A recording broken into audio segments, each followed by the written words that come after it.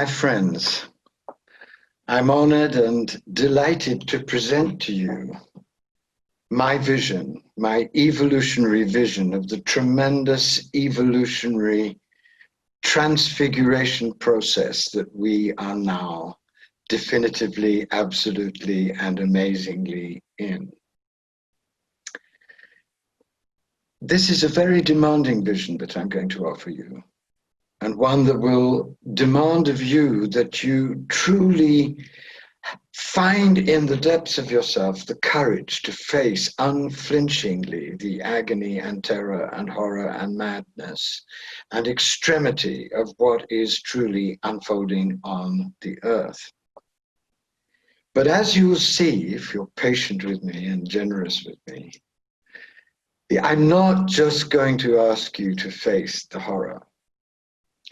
I'm going to also ask you to face the potential glory that could be born out of the horror. So what I'm about to share with you demands of you something in a way as unprecedented as the event that we find ourselves in the middle of. It demands of you that you hold in your heart-mind two unprecedented opposites, two opposites that have never been held with such intensity before because of the situation that we find ourselves blazing in. Remember, Jesus said that what is required for the enlightened consciousness is a marriage of the wisdom of the serpent and the innocence of the dove. And the wisdom of the serpent is born out of an absolutely unflinching look at reality, an unflinching look at the shadow. And the wisdom of the dove, the innocence of the dove, is born out of mystical realization, a fundamentally glorious and joyful vision of reality. If you only have the wisdom of the serpent, you're going to die of paralysis, despair, and terrible suffering in a time like this. If you only have the innocence of the dove, like so many of these completely idiotic New Age teachers selling popcorn while the world is burning, then you have absolutely no hope of aligning yourself with the reality of what's happening.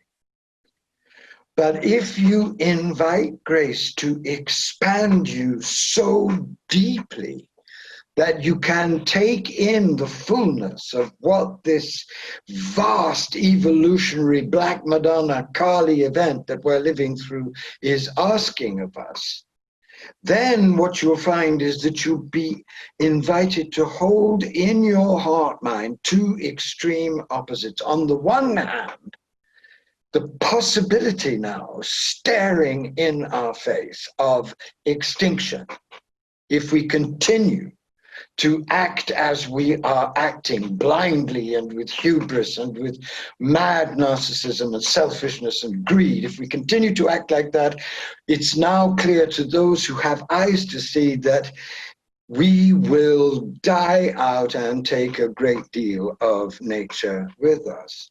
That's one opposite that everyone who is a responsible spiritual adult needs to be able to confront in the depths of their heart mind.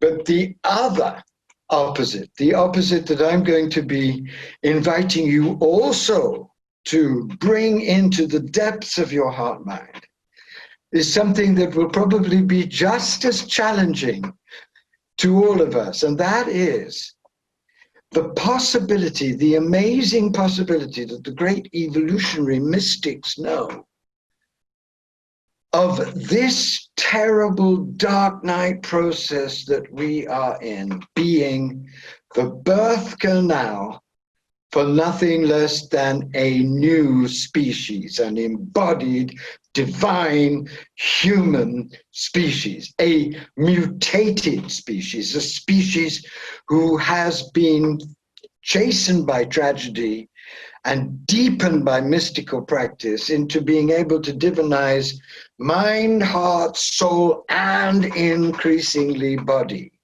so as to come into unity with the unified force field and become able at an unprecedented level to co-create, collaborate and co-create with the divine, a wholly new way of being and doing everything on the earth. What an amazing challenge this is for all of us. To be born into a time in which these two utterly different, utterly opposite possibilities are now here. They're now before us. They're now clamoring before us. And on our choice, on your and my choice, of which one of these possibilities we are going to donate our lives to, depends nothing less than the future of the human race. How astounding to be in a moment like this together. And what an honor it is for me to be able to speak to you of this utterly terrifying and utterly amazing reality.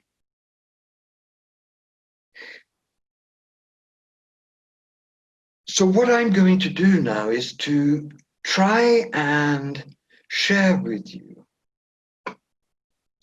the knowledge that's been given to me of where we now are.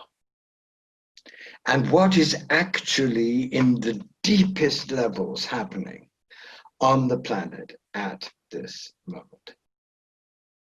I think all of us know from what we're all living through that this is an extremely painful and demanding and frightening time. And any one of us who believes that we're going to soon return to a new normal, which is like the old normal, really needs to go to a psychiatrist, because the entire planet and the life of the entire planet is now being ruggedly remade in ways that are deeply painful and disturbing. And of course, we are in America living through a tremendous emotional, spiritual, political crisis, which could either lead to a renovation and a restoration and a reinvigoration and a regeneration of American democracy, or an annihilation of the whole democratic experiment and a birth of fascism, a birth of a kind of fascism that would be more dangerous for the future of the planet even than Hitler's fascism, because it would have mass destruction weapons, it would have the whole media behind it, it would have the corporate world behind it, it would have capacities for manipulation and surveillance behind it, and it would be potentially the end of the human experiment. And both of those possibilities, as you all know, are now staring straight into your and my eyes. But what I can offer you as a mystic and an evolutionary mystic is a vision of what is, I believe, really happening. And that is what I'm going to do. What I believe is really happening,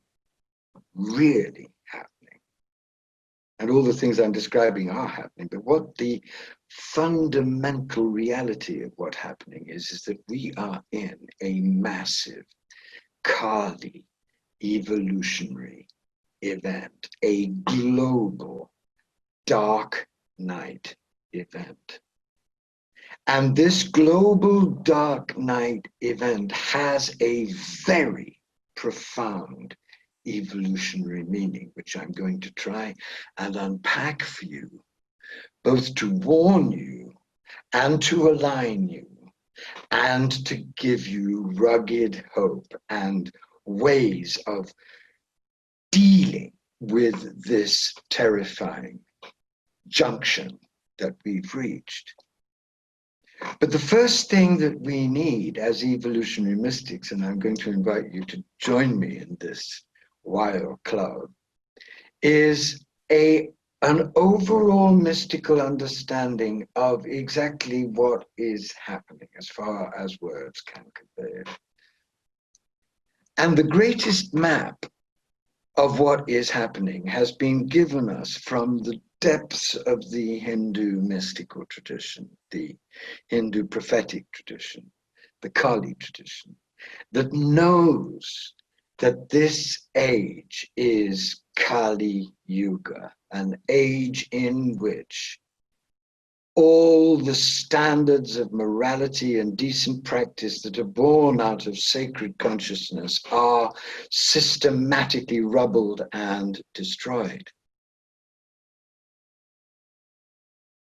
About 8 years ago, I was in Benares, the great holy city of India, and I went to visit a great old woman who was the leading Kali mystic of Benares, a secret adept who I had the honor of being introduced to. And I asked her point blank, where are we now in Kali Yuga? Give me, if you consider me worthy, please give me the map so that I can prepare myself and help others. And she gave me the map. And later that night, as I went back to my hotel, I wrote out the different stages of the Kali Yuga dance that we're in, so that you could now know what stage we are now in, so that we can be as clear as we possibly can be about where exactly we are. But before I read you this map, I want to tell you two things that she told me that night, which were very alarming and very sobering. She told me, firstly, that Kali Yuga was going very much faster this time than it had before. Everything was speeding up because of the insanity of the choices that we'd made to dominate and exploit and ravage nature and to create systems of monstrous inequality in the world. And the second thing she told me is that because it's going so fast, human beings were in a very depleted and very battered and very broken down state. So the chances for human beings really to rise to the challenge of Kali Yuga were very slim because of the devastation that humans had done to themselves and the choices that they'd made. And I think if you really look around at our world and at the moral and spiritual state in which humanity is now in, you can see that she has a lot of truth on her side. And that isn't an occasion for despair, it's an occasion for the wisdom of the serpent. We have to see things as they are to be able to be of any real use at a time as tragic and as extraordinary as the one that we find ourselves in. She says really that there are 4 stages of Kali's dance, and they are the ominous, the dangerous, the severe, and the lethal.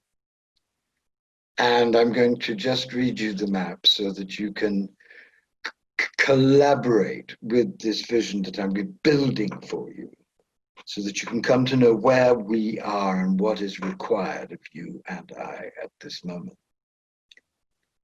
The ominous stage of Kali's dance began with the creation of a technological civilization rooted in a denial of the sacred feminine and in the belief that nature existed only to be exploited. The terrible injustices that characterized the early evolution of industrial civilization were exposed and excoriated by the great romantic poets and the major philosophers of change, such as Marc Rousseau and Walt Whitman, who saw quite clearly that the obsession with the domination of nature and the worship of profit as the bottom line would lead to a soulless culture, massive and dangerous inequality, and a world of endless war for resources. They were not listened to. And so the next stage unfolded. So the ominous stage is over. And this is the dangerous stage. The dangerous stage then ensued with an orgy of frantic expansion, fueled by a fantasy of endless energy and resources, undergirded by the delusion of infinite growth on a finite planet. This was denounced by ecologists and environmentalists and the majority of scientists who were aware of the horrific dangers such an orgy was engendering. However, very little was done to limit the destruction. Culture in general continued in its addiction and denial, supported by a massive industrial complex. Wars became exponentially more destructive with the creation of a nuclear bomb, and humanity grew accustomed to a semi-psychotic state of endless consumerism laced with perpetual anxiety. This led inevitably to the frightening stage of the dance in which we now find ourselves. And this is the third stage, and this is where we are now. Actually, we're at the end of the third stage in the way that I'm going to describe it. I want you to listen to how this third stage is described by someone who has deeply integrated the prophetic movements of our time. The third stage, the severe stage, has now obviously begun to unfold with very little significant environmental mitigation of the damage done to our ecosystems and the omnipotence of the 1% whose soulless pursuit of power and money at all costs dictates policy on every level. It is now only a matter of decades before the planet may be uninhabitable as a result of this dark marriage of addiction to power and total lack of any concern for compassion or justice or even survival. We must see this for what it is, a psychosis, unhealable by anything but catastrophe, and perhaps not even then, a nihilism that is, yes, demonic, and that has rotted the human passion for transformation. This nihilism also manifests as a massive cultural stupidity, not unlike the stupidity that allowed Hitler's rise to power in the 1930s. And I don't think any of you looking at the fact that 40% of this country still believes in someone who has lied 20,000 times and shredded the Constitution and indulged in obviously nakedly criminal behavior that I would have thought tend to prove the stupidity of which she's speaking. Where we are now, and this is so devastating but also so potentially thrilling, is at the end of the severe stage. And at the end of the severe stage, it has always been prophesied that a massive constellation of crises would take place. Inescapable, terrible, interlinked crises that were absolutely ferocious in their intensity. And my friends, we're in that interlinked constellation of crises. There are 5 major, intractable, devastating crises now going on at the same time. There is a coronavirus crisis that is quite clearly out of control. As I'm recording this, India is exploding, Mexico's exploding, Brazil's exploding, Russia's exploding. Nobody knows how many people are really contaminated in any of those countries. And the coronavirus is far from being under control in the States, and we're looking potentially at a vast second wave. So let's get real about that. But alongside that, there's also the climate crisis. And as you know, if you've been reading the papers or listening to the news, both Greenland and Antarctica are melting at hysterically fast rates, much faster than even the wildest doomsayers predicted. So it's going very much faster, even than the United Nations wants to be able to get behind, because just 3 years ago they said we had 10 years left, and now many scientists are already saying that we might have reached the place of no return. Let's hope they're wrong, but the crisis is very, very extreme. That's happening also. We're also in a crisis of extinction of wildlife. 2 months ago, 300 elephants committed suicide in Botswana. Nobody knows why they died. They weren't killed. They seem to have committed a mass suicide as a kind of huge cry of rage and agony and despair at the human race's treatment of the whole animal race. And as you know, I'm a passionate animal advocate and have written a book called Saving Animals from Ourselves, because for me, this treatment that we have meted out to animals, the selfish cruelty that we have lacerated, the human race has lacerated animals with, is devastating, both in its moral and spiritual implications for ourselves and in its appalling effect on nature. And as you know, 1 million species, 1 million species are now on the brink of extinction because of what we, you and I, are colluding with in this massive worldwide Auschwitz of extinction, that our greed and our callousness and our apathy and our paralysis and our stupidity and our cruelty have created. And these are devastating facts. That's the third crisis. We're also in a massive economic crisis, partly caused and exacerbated by the coronavirus crisis and the climate crisis, but also partly caused by the very horrific system that we've allowed to grow, which ensures that 3 people in the United States have more than 50% of the population, a crisis in which the supremely bloatedly billionaire rich control all the media, control so much of the ways in which we live our lives, that we live in a culture of unspeakable inequality, which when you add to it terrible treatment of marginalized people and the institutionalized racism that has been a disfiguring and disgusting facet of this culture, our culture, now for 400 years, then you have a massive economic crisis that's also a seething crisis of potential violence, because who knows what those who have been so shatteredly treated, so brutally and insultingly and undignifiedly treated, who knows what they'll be capable of, driven to despair in the middle of a collapsing world. The potential for violence, as we can see in our television screens even now, is immense. That's the fourth crisis.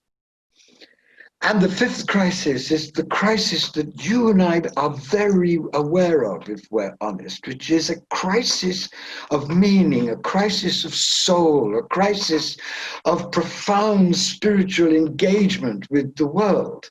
Look at the religions, how little they are doing to address any of these unspeakably difficult crises. You just have to take what the evangelicals are up to, supporting this psychopath, believing that he is an instrument of divine reality when he is obviously living a life that has nothing whatever to do with Jesus and despises them anyway, as we find out from the latest books. So they were living in a disgusting show when the evangelical leaders are themselves living lives of unspeakable hypocrisy. But let's just blame the evangelicals. Look at the New Age and its horrible narcissism, the way in which the New Age has refused to consider the suffering of the poor, the suffering of the animals, the appalling inequality of the economic situation, the dreadful political situation, and taken refuge in its own fantasies. That too is a dereliction of duty. And then think of the ways in which the religions of the world have gone into regression and into tribalism and into fanaticism, sometimes supporting active violence. And you realize, oh my God, we are in a massive spiritual sickness, which keeps going all these other crises and makes it very hard for us to react from a profound sacred knowing, intelligent, passionately awake center. Yeah. So just, that's where we are. That's what we're in. And what the Kali mystics tell us with a tremendous fierceness is that if we do not align ourselves with the deep meaning of this vast constellation of crisis, and if we don't change in very profound, very dramatic, very complete ways, we're going to go into the last stage, which is the lethal stage, in which nothing will stop the flailing out, the foaming out of disaster after disaster, catastrophe after catastrophe, which will ensure the end of the human race and of a great deal of nature quite soon. Certainly within this century, if not within the next generation. Now, the Kali mystics have two versions, she told me that night in Benares, of what this time could lead to. And this is very important, as you'll see, and I hope you'll see too the version I've chosen to dedicate my life to, and which I hope that you will choose, because it's absolutely amazing if you can really grasp it. The first version is the traditional Orthodox version, which really goes into the lethal stage and the whole thing ends and then it begins again. It's a cyclical destruction which ends in a cyclical new beginning. That's the old Orthodox version. But there's another version, and this is the version that the great evolutionary mystics of the last 3 centuries, the ones who have been boiling with this secret knowledge, but have also come into a deeper and richer and more amazing vision of what human beings could be, know. And that is that the very depth and intensity and madness and wildness and horror of this terminal evolutionary crisis could be exactly what's needed to birth a new human species, a transmuted, transfigured human species, one that is divinized in heart, mind, soul, and body, one that is as different from you and I now as we are from the gorillas, wonderful as they are, and considerably nicer than us though they are,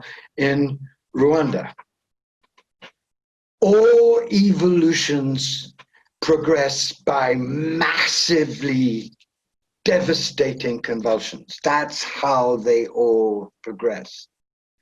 And if you look at, say, the amazing evolution of birds from fish, you'll get some sense of what I mean, and some sense of where I believe we are, and some sense of what I believe this crisis really is. It's not that I want to mitigate, as you can see, any of the horror of this crisis, but what I want to really share with you now is my sense, my deep, deep mystical sense, that this dark night that we are in is potentially the birth canal of a new species. And that the reason why the crisis is so ferocious is because it's saying to us, one whole species is over. One whole way of dealing with every kind of problem is over. One whole meeting of the world with one whole modality of human consciousness is over. We simply will not be able to get through the crisis we've created out of our vanity and hubris and craziness and separation without being totally transfigured, mutated, more than transformed, mutated, deeply, deeply changed in mind, heart, soul, and body. And I believe from my own inmost experience that this mutation is happening right now, and that the great birth This birth of a new species is happening right now in the middle and through and partly as a result of this terrifying death that is quite clearly signaling the end of one whole species. So it's on this great birth that I'm going to spend the rest of my talk, so that you can have a sense of why I've been so fierce about presenting the crisis as it is. And the simple reason is that I really am begging you to see that the time has come for you and for me to really take a leap into the divine with an intensity and a trust and a faith and an abandon that we may never have imagined ourselves possible of, but what we desperately need now, because if we're going to participate in this great mutation, we're going to have to understand deeply two things, which I am going to try and share with you right now. We're going to have to understand these crises as a global dark night. And we're going to have to understand the structure of that global dark night so that we can align with it, to be birthed by it into a new reality and not paralyzed and destroyed and annihilated by it.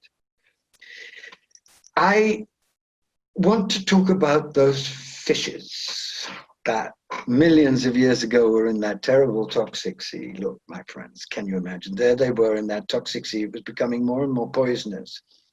And like us, they probably had all kinds of conferences in which they got their New Age teachers to teach them mantras and how to om and shmom in the middle of all of that increasingly toxic, poisonous, disgusting sea. And you can just imagine some of them saying, oh, well, it's only toxic if you feel it's toxic, it's fine, and everybody's dying, and the rubbish is continuing. Can you imagine? You know what? Because we're living in that. We're living in a world in which we're being told that there's nothing really too wrong about what's happening, when all of us know psychologically and spiritually that something totally devastating is happening, and that's driving us crazy and making us horribly inauthentic. But there were some brave wild fish in that group. They weren't all oming and schmoeming and listening to those fake fish teachers. And those fish, they decided to leap out of the sea onto the sand, into a dimension they'd never been in before, into an air that they had no knowledge of and didn't really know how to breathe. Can you imagine what happened? They lay gasping on that hot sand, with desperate to try and live in a completely unfamiliar dimension. Well, my friends, we are there now.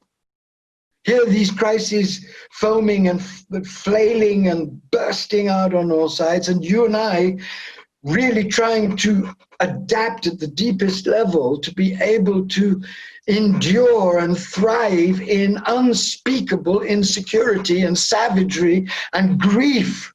You can feel it, you know it, it's happening to you right now. If you're honest, that's the world that you're really in. I'm in it with you. I know what it's like. But over time, and this is the most extraordinary thing, over time, those fish that were gasping on that burning sand and longing to breathe did learn how to breathe. And over time, they developed the organs that actually transformed them into birds. So through the convulsion of a very extreme crisis that made them leap into a totally unfamiliar dimension, those fish were mutated into birds. And that's just one example of how evolutionary mega violence works to stimulate and activate utterly unprecedented growth. And it's scientific, so it's not something that a mystic invented in an ecstasy. It's a real sign of how mutation works. That night I told you about, when I went to see that extraordinary old woman who gave me the key to this time, the prophetic key, which I'm sharing with you, because the time has really come to share everything, because we're running out of time. And if we don't align with this kind of radical, ferocious knowledge, we're not going to get through. We have to really get down to the wire and let it both penetrate us and activate us. That night, when I went back and I had really absorbed what she was saying, I remembered the single most extraordinary conversation that I'd ever had on this planet, apart from that one, with my great soul teacher, the man who transfigured my life, a man called Father Bede Griffiths. And as many of you may know, Father Bede Griffiths was the greatest Christian mystic of the 20th century, as great, if not greater in many, many ways than Thomas Merton, partly because he lived to be in his late 80s, to go through a massive experience of transfiguration himself. I happened to be invited to make a film about his life, and on the last day of filming, I went to his room and we were waiting for the film crew. And oh my God, he said to me as I sat down, he said, "You know, Andrew, we have come to the hour of God." And because I'm Oxford trained, I asked him a snotty question. I said, "What do you mean? What is the hour of God?" And he looked at me very, very soberly and said, "Look, we've come to the time where we're going to have to choose either suicide or adoration. We're going to have to choose between two completely different versions of ourselves. One, a version that gives us the right to do what the hell we want, which is clearly not going anywhere except into utter darkness. And the other that takes this tremendous leap into a new kind of adoration of the divine." And he then said, there are three possibilities ahead. He said, one possibility is that the human race sees the horror that it's doing, falls on its knees, begs for transfiguring grace, is given it, and everything changes. And that's totally unlikely, he said. And it has proved to be totally unlikely, as you can now see. It's 2020, right? 27 years later. The second possibility, he said, is that the human race will behave like an addict and go on shooting up with greed and demonic hubris and die out and take a great deal of nature with it. And that is a distinct possibility. And he looked very sad for a moment, and then this amazing, amazing smile lit up his face. And he said, "I know that that seems very likely, but that is not what I think is going to happen." He said, "What I think is going to happen is what happened to me." And he said, 3 years ago, I had a heart attack and I thought I was about to die. And I prepared myself for death. But instead of dying, this wave, this overwhelming wave of divine passion flooded my whole being. And I started crying out to those who around me, saying, "I'm being invaded by love. I'm being invaded by love."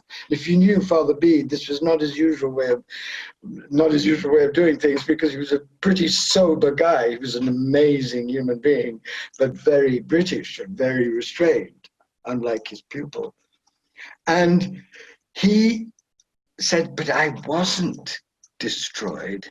I was possessed by a force of the mother, a divine passion that I'd never felt before. And it began a wholly new process, which is taking over my whole being. And at this late age, transfiguring me. The light is coming down through the top of my head. It's flowing down the various centers. It's entering into my sexual center and into all the cells of my body. And I am going through what has been known in the depths of the Christian tradition and what other traditions have also known, which is the divinization process." And he said it extremely humbly.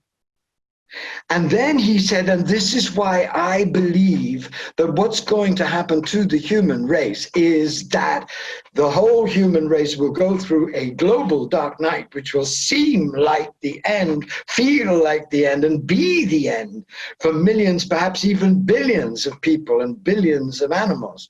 But if we can align ourselves with the deep meaning of this global dark night and let die in us everything that is no longer important in us. Let die in us our separation, our selfishness, the selfish, unjust systems that we've created, the caste system, the racist system, all these systems of separation that are now killing us. If we can allow them to be killed by this dark night, then something astounding will happen on a global scale, like what happened to me on that personal scale. An invasion of love will happen, and this will usher in the real second coming, which will not be the return of some Star Wars avatar. Oh my God, that's too vulgar for words. The Star Wars avatar of return, I mean, it's like only, don't let's go there. But the rising of the golden yeast of Christ consciousness in millions and millions of beings who have been flayed open by tragedy to embrace passionate compassion and divine love and a passion for justice. What an incredible transmission that morning was. It changed my whole life. It gave me the map for everything that I have been doing ever since that moment. And I can tell you, looking into your eyes right now, that I know that those words are real. I know that the birth is happening in and through this death. I know that there is another human species coming. I know that the divinization process is real. I know that if you and I can let this divine manifestation that is this global dark night really help us annihilate in ourselves our false selves, then together you and I can build and co-create with the divine beloved a wholly new way of being and doing everything, in which we will live justly together, compassionately together, in adoration of the creation, and sustaining the life of our glorious relatives, the animals, instead of brutally massacring them and torturing them. And this is the birthing vision to which I have pledged everything that I am and everything that I do. It's really a triple revolution that is being demanded of us if we really want to align with this new reality that's being birthed in agony and glory and revelation out of the old. The first revolution is a revolution of spiritual practice. My God, when I go around this depraved new age and try and teach about mystical reality to people, I see and I feel how little intensely they practice. Do you really think you're going to see the divine light just by doing a few mantras? Do you really think you're going to feel the birth of the new ecstatic energies of the new human in you without really burning with intense devotion? Do you really think you're going to be reborn as a divine human being without dying to yourself and sustaining yourself through that agony of dying to the false self with the deepest and most passionate devotion? If you think you are fooling yourself. And you're specially fooling yourself in a crisis like this, which will drive you mad and paralyze you and brutally drive you out of your mind if you don't find your deepest human sacred self to meet it with. And I'm not trying to scare you. I'm trying to wake you up so that you truly get this and do the work answer the call of the great mystic liberators of Jesus and Kabir and Ramakrishna and Rumi and all the others who say the divine is waiting to reveal itself to you, in you, but you have got to turn up in the relationship with a revolutionary new passion and ardor and deepest intensity if you really want this great transfiguration. It's not just going to come naturally. It's going to have to be bled for, hungered for, yearned for, cried out in the night for. Of course it does. It's always like that. And I'm here to tell you that when you do that, it comes. Even if it can come to a crazy English intellectual, it can come to anybody. It came to me, why shouldn't it come to you? And the reason why it came to me is because I hungered and yearned and bled and worked and sweated and cried out and prayed for it. And that's the only way it comes to anybody. So please, my friends, take the advantage of this terrible crisis and plunge into that first revolution of sacred practice. And especially in your sacred practice, cultivate two things. Cultivate radical humility and cultivate radical unknowing. Humility, because the more you can stay on your knees, however vast your realization becomes, the more it can expand.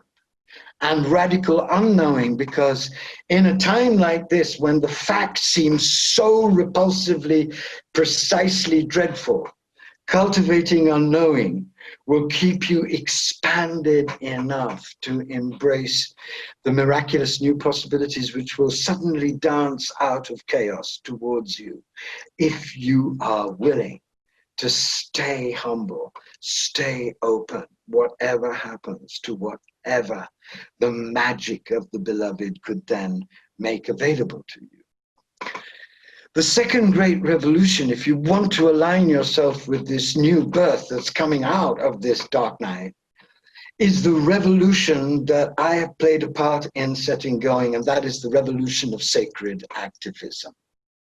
There is an absolutely idiotic and vain and narcissistic belief that spiritual people do not involve themselves with the economy or with politics. They just meditate and send sweet vibrations in all directions. Are you kidding me? Does this explain Jesus's life or the prophet's life or the life of any of the great Jewish prophets or the life of any of those beings who have been given tremendous revelations and then come in and shown us that if we're going to be up to these revelations, all of the structures of our world, economic, political, and others, will have to change. And if there's ever a time in which structural revolution has to happen fast through a massive spiritual revolution that's also a revolution in inspired and guided action, it's this time. And that's why Greta Thunberg talks about what she calls cathedral thinking. Greta Thunberg, who has stood up at 15 and called out for a revolution in all the structures of the planet, not as a Marxist, but as somebody illumined by the spirit, by cathedral thinking, by non-separatist thinking, and pointing out to all of us something that all of us must now embrace, which is the need to put our deepest spirituality, our deepest understanding of interdependence, our deepest understanding and practice of compassion into wise, guided, urgent action together to stop the dangerous, crazy elites from destroying our world soon. Non-violent, but radical and revolutionary, like the marvelous movement on the streets of America at this moment. Most of it non-violent, the Black Lives Matter. This is just one of the movements that we're going to see in the years to come. Don't sit privately in your private meditation room when the world is burning, because you'll never get to be a complete divine human being without putting your heart and your mind and your soul and your compassion into action. That's part of the next level of embodiment. That's the second great revolution that you are being called to in and through this dark night to help birth in yourself and in the world an embodied divine humanity. And the third great revolution that we are all being called to is the revolution of what I call the great secret. What I've been working on is trying to give you access to this great secret, which is at the heart of Shaivism, which is the heart of the Kabbalah, which is the heart of authentic Christian mysticism, which is at the heart of Vajrayana, which is at the heart of Taoist alchemy. And this great secret has been kept secret for thousands of years because of its explosive nature, and it is fundamentally this. It is that humanity is destined evolutionarily to be divinized, to come into a wholly new level of divine empowerment, beauty, creativity, passion, naked intensity of being. And this great secret, of course, threatens all of the religious elites and all of the ways in which they control through schizophrenia and fear and making human beings feel ridiculous and shameful and riddled with body hatred and sex hatred. Because this great secret is the secret that you and I are children of the Father, Mother, utterly sacred, utterly holy in mind, heart, soul, and body, and utterly one in the cells of our body with the great, endlessly creative, unified force field of the divine, which, if we get into radical, naked, vibrant, devoted connection with it, can transfigure us in the way that Bede, you remember, was being transfigured. My teacher, my beloved, was being transfigured. And in the way in which I have also, in my own way, begun to experience, just at the beginning of this incredible experience, but it is here. This great secret demands of us two very important things. The first is that we get rid of all of the inherited messages of limitation and uselessness and body hatred and sex hatred that have prevented us entering the full beauty and glory of our incarnation. You're in a body, not to get out of your body, but to be completely within your body as a pulsing, radiating temple of naked, illumined light energy. And when you experience your body like that, your body is a microcosm of the whole cosmos. So you realize that you're in your own body are all the stars and constellations and rivers and worlds of all the worlds. It is an astoundingly holy and beautiful experience. And through that experience, you become one with the whole body of the creation and the whole body, of every animal, of every plant, of every stone, so that your whole being is immensely expanded in knowledge and wisdom and love and passion and energy. And when you align yourself with this great secret and work with the practices that have come down to us of transfiguration, that I'm sharing now a great deal of in classes that I'm giving on shift, but also that I'd love to share with you at some other time, because this is the work for all of us, I believe, at this moment. When you align yourself with these great practices and allow this new evolutionary impulse to begin to divinize you, you discover that you can live in the middle of this madness sanely. And you can discover that you can live in the middle of this foaming and terrible despair with joy. You discover that you can live with meaning and with purpose, even as all the old meanings and the old purposes are being annihilated. And you discover that you have the energy to pour yourself out in the great revolution of sacred activism. So when you bring together those three great revolutions, the revolution of a much, much more intense practice, totally dedicated to being reborn out of the death of the false self, a practice that is born out of the suffocation and the agony of what we're going through.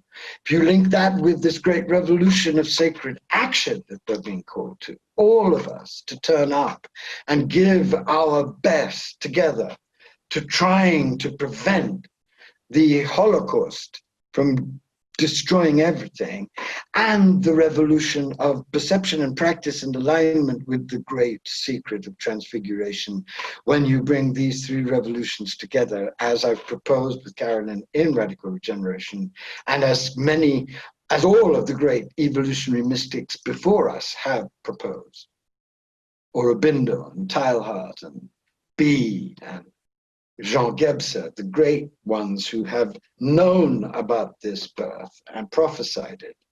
When you bring all of these three revolutions together, then you can live through this dark night, and instead of being destroyed by it, be reborn by it and participate in the core of your life with the rebirth of the human race into an embodied divine humanity.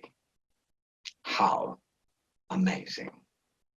So the very worst of times reveals itself as the time in which the most astounding imaginable possibility is being made open to those who are wild and holy and brave and passionate and desperate and calm and generous and magnanimous and noble enough to rise and say, yes, I believe. Kill me, rebirth me, make me new. Make me one of those with whom you can remake this terrible, tragic world into your kingdom, queendom.